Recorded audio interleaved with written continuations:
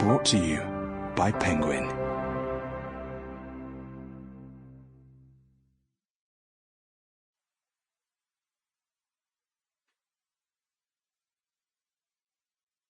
A Bit of Me, written and read by me, Denise Van Outen. Chapter 1. This one has been here before.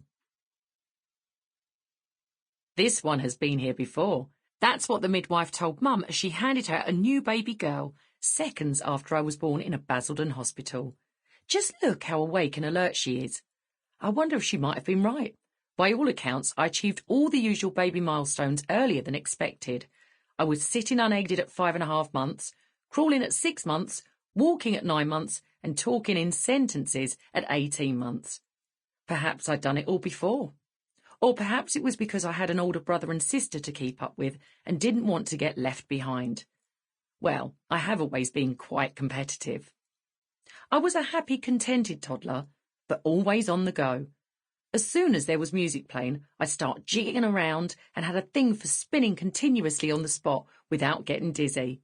This, I'm told, was quite fascinating to watch, and might have been an early hint at my passion for dancing, which started when I was very young. I remember my mum and dad always working incredibly hard. In fact, their commitment to work and providing for the family is probably where I get some of my drive and work ethic from. They first met in an East End pub in the summer of 1964. Mum Cathy was 17 and working as a copy typist for a Dutch pharmaceutical company in the city. My dad Ted was 3 years older than Mum, a 20-year-old lad who was working at the London Dock Wapping. They were from the same area of London, both born and bred in Stepney, which these days is known as Tower Hamlets. They married 4 years later in 1968 and rented the top part of the house from a private landlord, with another family living downstairs. I recall Mum telling me how anxious they both were because the family below them weren't the cleanest of people. This was particularly concerning when Mum became pregnant, carrying my older sister Jacqueline. One of the biggest problems was that there was only one toilet in the entire house, which they all had to share, and Mum and Dad's neighbours often left it in a terrible state. On top of that, the flat was running alive with mice. When Jacqueline was 6 months old, my parents decided enough was enough as far as their dreadful living conditions were concerned.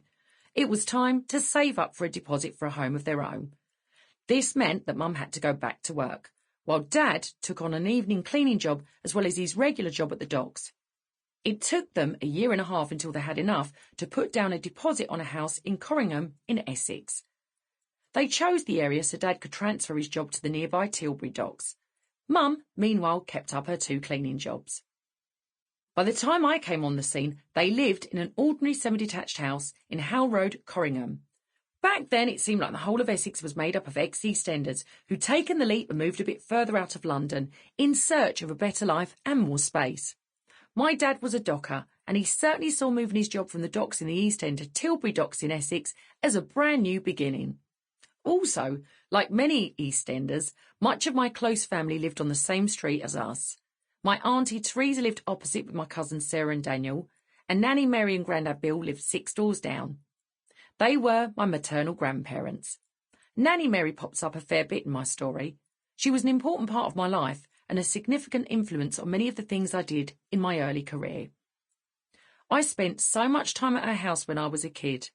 Whenever my mum couldn't immediately locate me or my sister, Jackie, and brother Terry, she always knew where to look. We could always be found at my nan's place.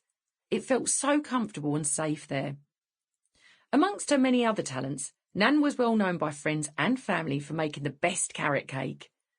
Whenever we turned up at her house, she'd stick a cake in front of us, which was another excellent reason to spend time there. I also went to church with my nan most Sundays. My family are Roman Catholic. My primary school, St Joseph's, was a Roman Catholic school, and I took my first communion around the age of 8 or 9. However, the restrictions of sitting still in church were often problematic for a child who found it hard to concentrate or stay in the same spot for more than a few minutes at a time. My sister Jackie went to dance classes, taking ballet, tap and modern. Sample complete. Ready to continue?